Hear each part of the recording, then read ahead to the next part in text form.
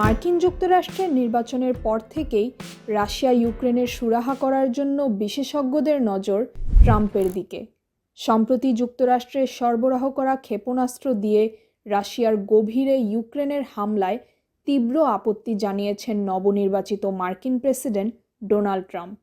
Time ম্যাগাজিনকে দেওয়া এক সাক্ষাৎকারে তিনি বলেছেন, যা ঘটছে তা সম্পূর্ণ পাগলামি।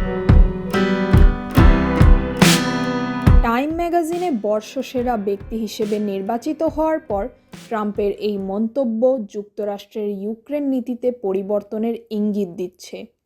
রাশিয়ার ভেতরে ক্ষেপণাস্ত্র হামলাকে তিনি যুদ্ধের উত্তেজনায় নতুন করে ঘি ঢালার মতোই দেখিয়েছেন।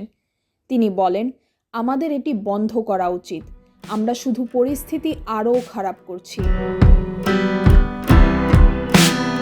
বর্তমান প্রেসিডেন্ট জো বাইডেন সম্প্রতি রাশিয়ার অভ্যন্তরে হামলার নিষেধাজ্ঞা তুলে নিয়ে ইউক্রেনকে দীর্ঘ পাল্লার ক্ষেপণাস্ত্র ব্যবহারের অনুমতি দেন।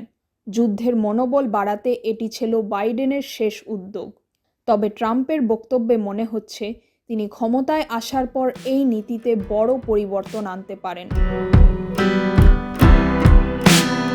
টাইম ম্যাগাজিনের সাক্ষাৎকারে ট্রাম্প আরও বলেছেন, ইউক্রেন যুদ্ধ দ্রুত শেষ করতে তার কাছে একটি দারুণ পরিকল্পনা রয়েছে, তবে তিনি এ মুহূর্তে তা প্রকাশ করতে চান না।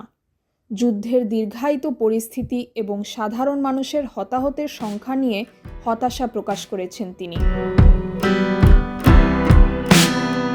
কিয়েভে ট্রাম্পের মন্তব্য উদ্বেগ বাড়িয়ে দিয়েছে।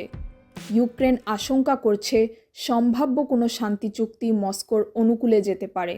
অন্যদিকে রাশিয়া ও পশ্চিমা বিশ্লেষকদের মতে যুদ্ধ এখন চূড়ান্ত ও সবচেয়ে ভয়ঙ্কর ধাপে প্রবেশ করছে।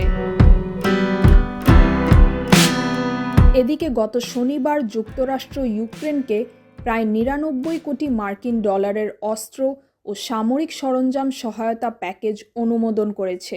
ট্রাম্প আগামী ২০ জানুয়ারি শপথ নিয়ে প্রেসিডেন্ট হিসেবে দায়িত্ব গ্রহণ করবেন।